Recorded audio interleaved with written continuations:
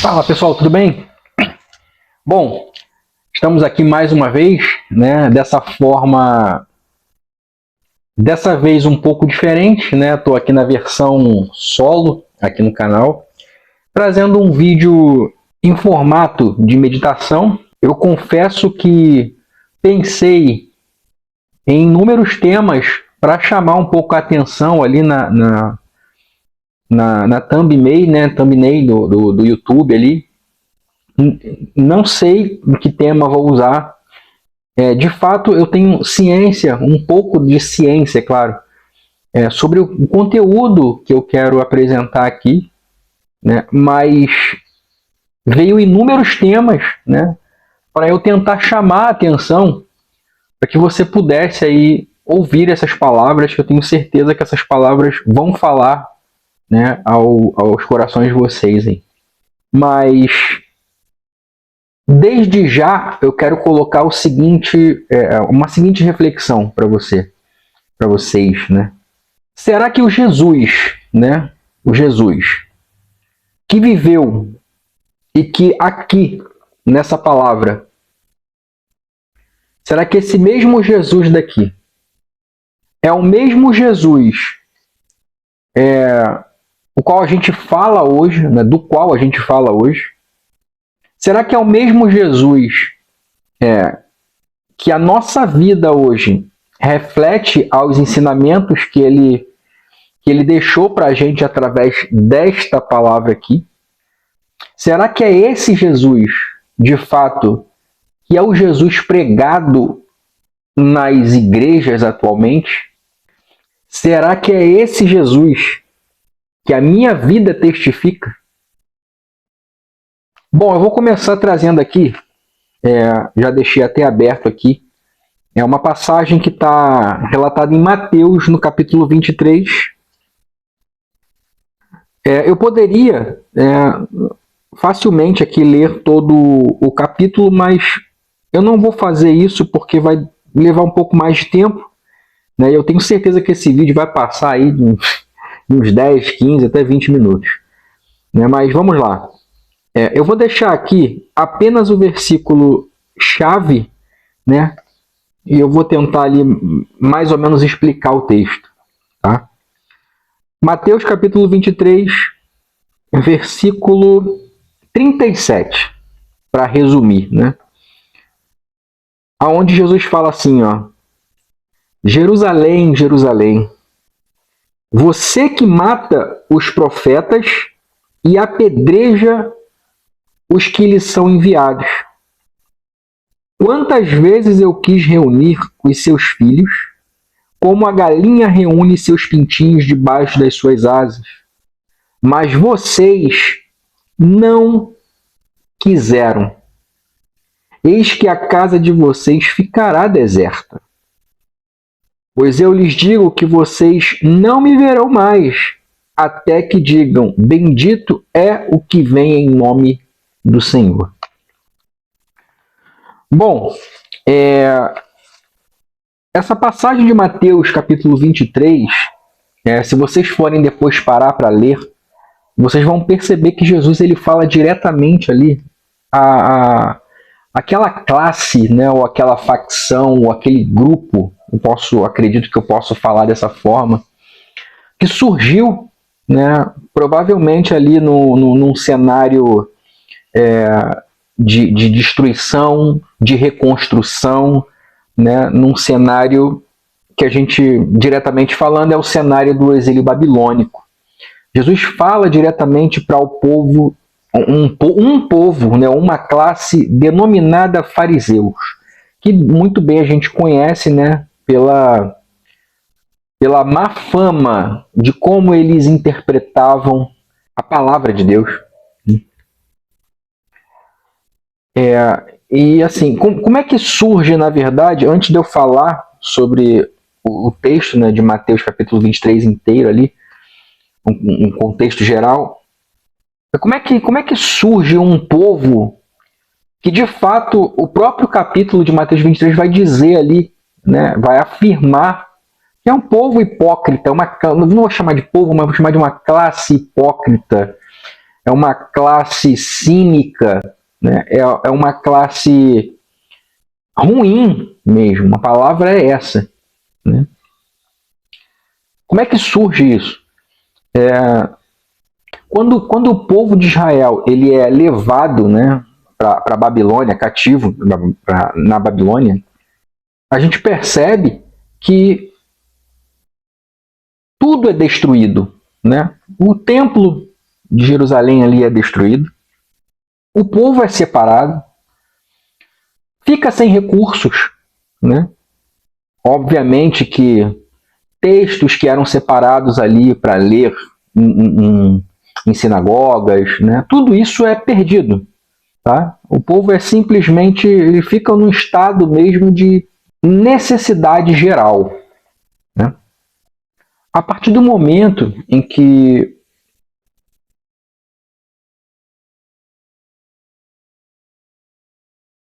o rei Ciro, né, ele decide tomar ali Babilônia, né? Após a vitória, o rei Ciro parece que libera ali o povo a retornar a Jerusalém e a construir o muro, a construir o templo, para retornar ali toda aquela questão religiosa, né? A questão litúrgica ali do povo judeu. Só que o povo retorna sem recursos, o povo retorna sem os itens do tabernáculo, sem os itens do sacrifício, né? Sem nenhum tipo de recurso. Né? Sem a palavra em si, né? Acredito eu que muitos ali tiveram que reescrever as escrituras, né? Reaprender, né? E é nesse cenário em que surge ali a classe, a facção, né, denominada fariseus, os fariseus. E a gente vai ver que ao longo da história, né, a gente começa a perceber que é um povo rígido, intransigente no que se refere a cumprimento da lei, cumprimento de regras, cumprimento de normas, porém, tudo instituído, instaurado por homens. Nada do que cobrava-se era cobrado por Deus. Então, era instituído diretamente por eles. Tá? Então, a gente vai perceber isso aí. Então, essa facção, né, os fariseus, eles surgem exatamente dentro desse cenário aí. Né? E aquilo ali vai crescendo no meio do povo, né, de Israel. Né? Pois bem, chega um momento em que Jesus confronta, né, se depara com os fariseus, e aí vocês vão ler aí depois o Mateus capítulo 23 e vai ver Jesus rebatendo, né, exatamente as palavras, né, as cobranças que os fariseus faziam. E na verdade o próprio Cristo já condenava isso daí. Então, para vocês terem noção mais ou menos de como os fariseus agiam, eu vou abrir aqui em Marcos capítulo 7, desculpa. Marcos capítulo 7.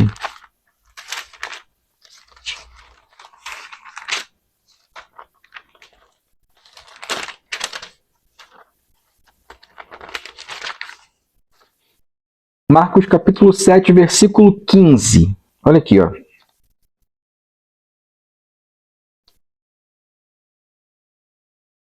Vou ler o 14, né, e aí eu leio depois o 15.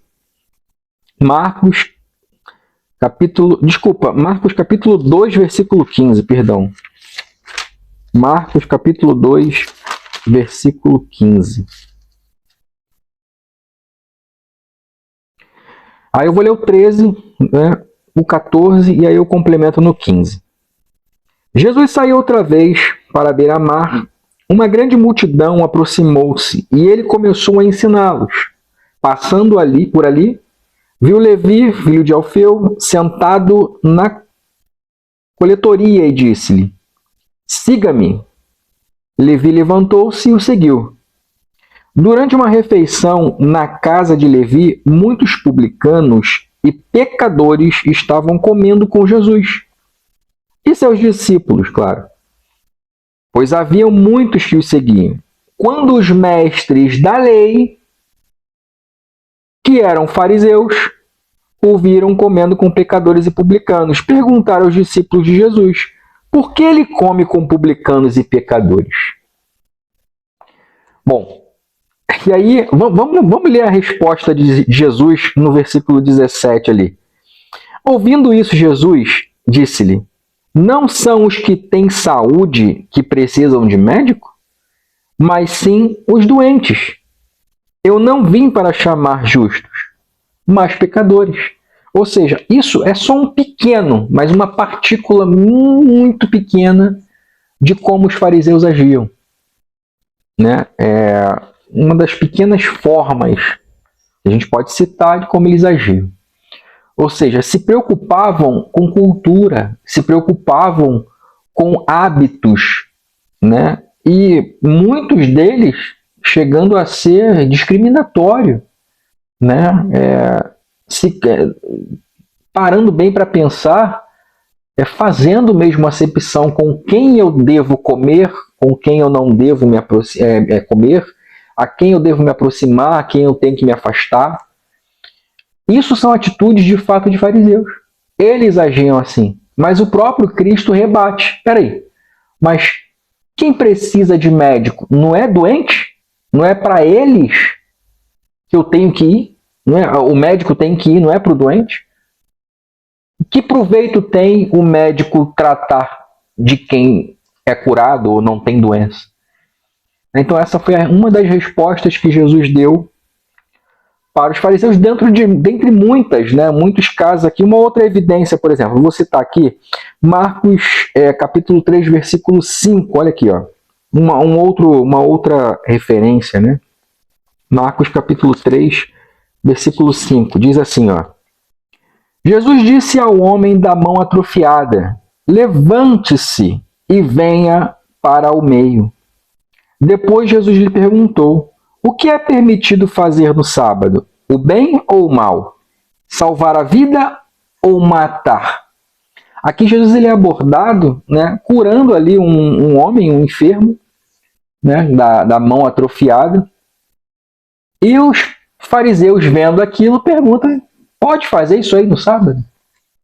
Aí Jesus rebate mais uma vez: ué, eu tenho que deixar alguém morrer no sábado? Eu não posso salvar a vida de alguém porque é sábado? Tem uma passagem que fala, não me recordo agora, né, mas por acaso o sábado não foi criado por causa do homem, não o homem por causa do sábado? Tem um versículo, né, que expressa isso, não me recordo bem onde está, mas de fato retirando a importância desse... Eu não vou chamar de mito, não, porque de fato era necessário que isso estivesse lá, né, acerca ali do dia do descanso e tal. Tem toda uma questão aí por trás, mas não é o caso. A questão é que quando Cristo vem e encontra o povo para quem ele é enviado, agindo dessa forma... Olha o Fuiga aqui atrás. Está ouvindo a palavra, Fuiga? Quando Jesus ele vem, né, e encontra o povo agindo dessa forma, eu acredito que, de fato, aí deve ter batido algo muito, muito complicado, muito complexo ali no coração de Jesus, né? Porque não era esse o objetivo, né? E por que eu estou trazendo isso? Por que eu estou trazendo essa palavra, né? O meu foco, na verdade, hoje está em como as igrejas, ou como os denominados crentes ou evangélicos, né, vem levando isso aqui, né, vem tratando isso aqui com relação às pessoas. Né? E eu percebo que hoje o que se vale mais, e que parece que não mudou, porque a ideia de que a gente leia história, tenha conhecimento de questões passadas, é para que os erros que foram cometidos lá atrás não sejam cometidos atualmente. Né? A gente vai corrigindo ali à medida que o tempo passa. Mas eu não percebo isso. Dentro das igrejas hoje, parece que ainda existe um farisaísmo gigantesco que impede algumas coisas de serem realizadas. Uma delas é a permanência da vida em Cristo. Né? E eu percebo isso, eu tenho percebido isso. Fica muito claro para mim que hoje o que vale mais é o comprometimento com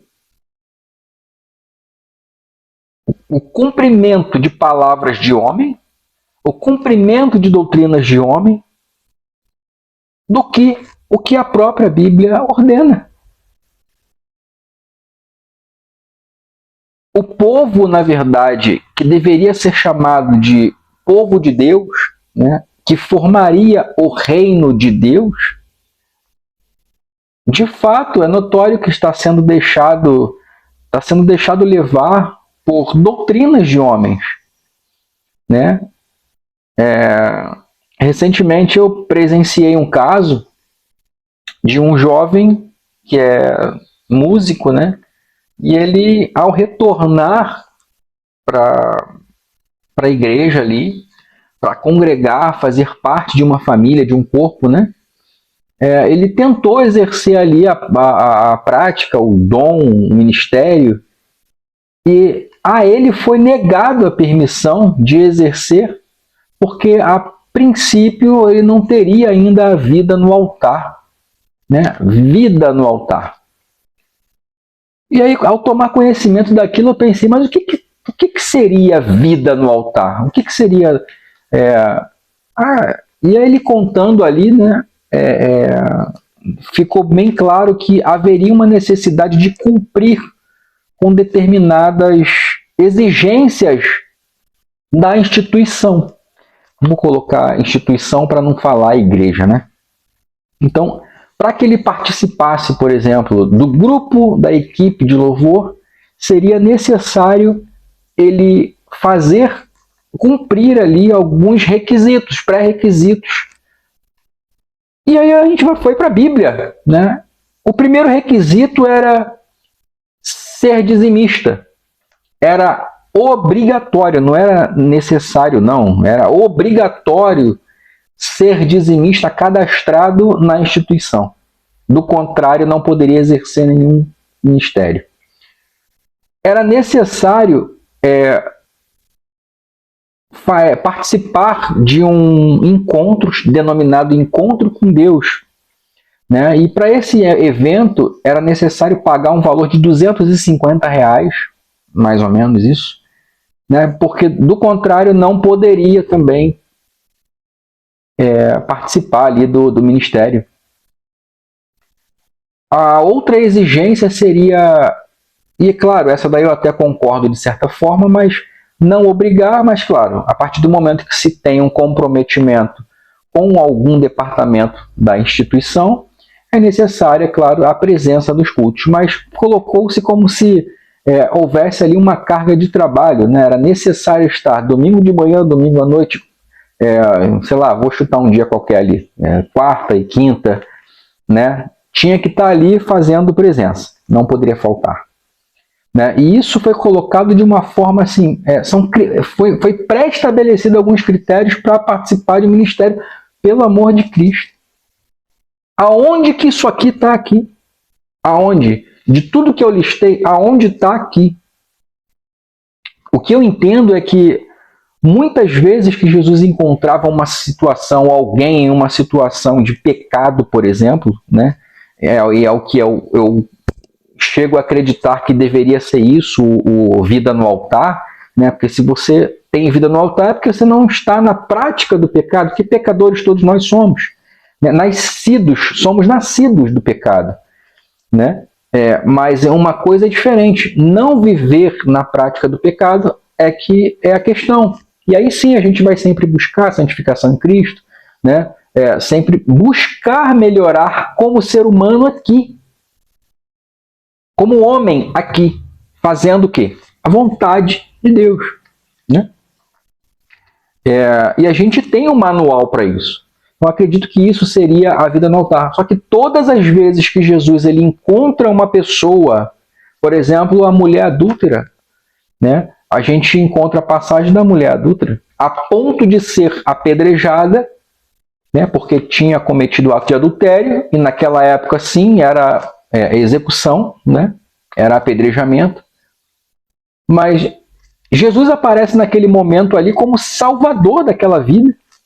E ele poderia condenar, poderia também abaixar e pegar uma pedra e dar exemplo. É adúltera, vamos matar. Mas não, o que ele faz é o quê? Ele põe a pessoa para cumprir alguma exigência, para cumprir um rito, né? A única coisa que eu percebo que Jesus faz é perdoar.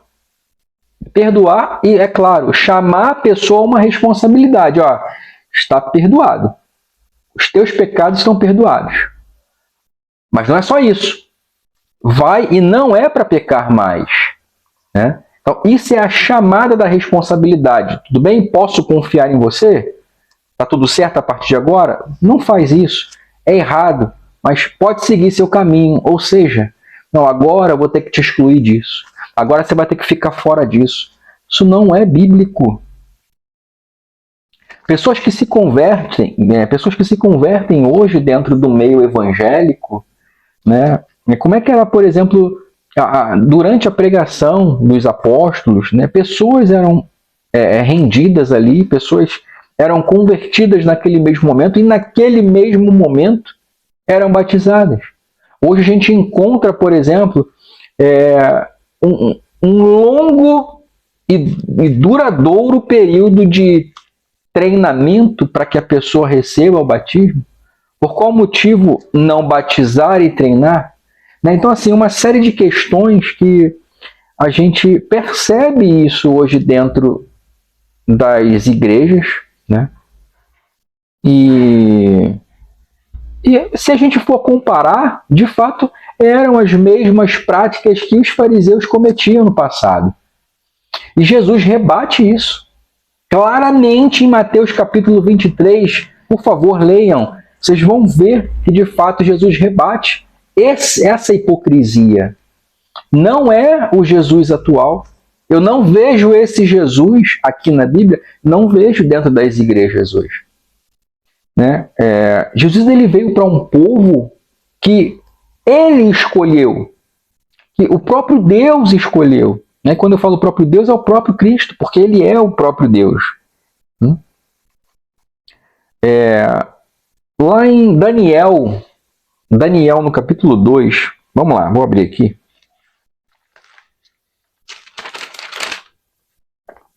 Daniel no capítulo 2, no versículo, para também não ser muito longo, né?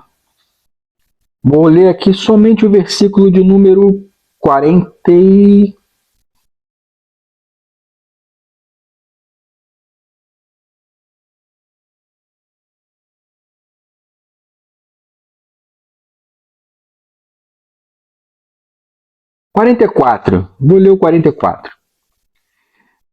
Na época desses reis, o Deus dos céus estabelecerá um reino que jamais será destruído e que nunca será dominado por nenhum outro povo.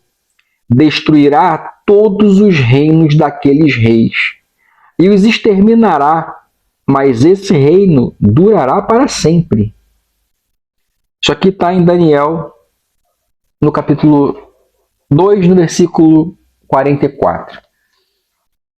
O que seria esse versículo? Esse versículo está dentro de um contexto onde o rei, que era o rei da Babilônia, né, o rei Nabucodonosor, ele tem um sonho, né, e aí ele reúne todos os magos, os sábios daquele reino ali, e ele pede para que alguns daqueles reis, ele pede para que alguns daqueles sábios digam para ele: o que eu sonhei, e, por favor, me revele aí me revele o sonho e me revele a interpretação desse sonho. E aí os sábios chegam diante dele, né, e pergunta para ele, sério mesmo? Nós temos que revelar isso aí? Não existe um ser humano na Terra que possa fazer isso, revelar o que o Senhor sonhou e também revelar a interpretação. Só que dentro de Babilônia tinha alguém lá que servia ao Deus que poderia fazer isso. E Daniel é chamado ali, né, na presença do rei. E para encurtar a história, Daniel ele recebe a revelação do sonho que o rei Nabucodonosor teve, porque não é só a revelação da interpretação do sonho. O rei não contou a Daniel. O rei não contou a Daniel o sonho. Daniel, junto com Sadraque, Mesaque e Abednego lá, né? Que na verdade o nome seria Daniel, Ananias, Misael e Azarias, né? Então, esses seriam, na verdade, os nomes reais deles, porque Sadraque, Mesaque e Abednego é o nome babilônico, então é o nome que deram lá. Mas pegou bastante, a gente chama assim. Então, Daniel reúne ali seus irmãos, né, e em Cristo, é claro, e eles se reúnem para orar, pedir que o Deus dos céus, né, o revelasse. E aí Deus revela o sonho para Daniel e Deus revela também a interpretação. Qual é o sonho? O sonho é que tinha uma estátua, né, com a cabeça de ouro e o peito de bronze. Eu não lembro muito bem ali, né, do metal em cada parte, né? Eu sei que era uma estátua que está aqui em Daniel capítulo 2, depois você lê lá. E Daniel ele revela o sonho. E o sonho diz exatamente isso aí. Que haveria de vir um reino. E esse reino não seria destruído jamais. Ao contrário. Qualquer reino que surgisse seria destruído por esse reino. E esse reino duraria para sempre. Esse reino, o qual Daniel se refere, é exatamente o reino de Cristo. No sonho, Daniel fala... melhor eu ler aqui. Aqui, ó. Daniel... Tá, vamos ler aqui... A partir do Daniel capítulo 2, a partir do versículo 31. Tu olhaste, ó rei, e diante de ti estava uma grande estátua, uma estátua enorme, impressionante, e a sua aparência era terrível. A cabeça da estátua era feita de ouro puro. O peito e o braço eram de prata. O ventre e os quadris eram de bronze, as pernas eram de ferro, e os pés eram em parte de ferro e parte de barro. Enquanto estavas observando, uma pedra soltou-se sem auxílio de mãos, atingiu a estátua nos pés de ferro e de barro e os esmigalhou. Então o ferro, o barro, o bronze, a prata e o ouro foram despedaçados, viraram pó, como o pó da debulha, né, do trigo, da palha, né, do trigo. Na eira durante o verão, o vento os levou sem deixar vestígios, mas a pedra que atingiu a estátua tornou-se uma montanha e encheu toda a terra. Ou seja, quando Cristo se encontra com Pedro lá, eu não lembro agora o capítulo, mas ele fala assim, ó, Pedro, tu és pedra, mas sobre esta pedra edificarás a minha igreja. Edificarei a minha igreja. Ou seja, o próprio Cristo a todo momento se coloca na posição de pedra. E no sonho do rei Nabucodonosor, o que derruba a estátua, que faz menção aos reinos que viriam, é exatamente uma pedra. E à medida que essa pedra rola, segundo a Bíblia, está relatado lá, ela bate no pé da estátua, ou seja, na estrutura da estátua, e toda a estátua desmorona. Né? Isso, de fato, é o reino de Cristo vindo sobre e contra todos os reinos que existiriam, né, para prevalecer. É sobre este reino que o próprio Cristo veio falar. É o reino de Deus, o reino dele.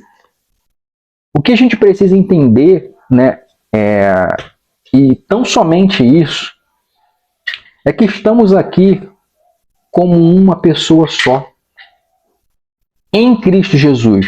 Não há por que eu desconsiderar o meu irmão porque de repente eu me acho melhor, né? Não há por que eu me sentir melhor porque eu tenho mais conhecimento.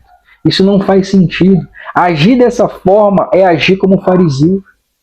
Fariseu, ele se sentia dono de Deus, que é como as pessoas se sentem hoje. Achar que Deus tem que fazer aquilo que ela acha que tem que fazer.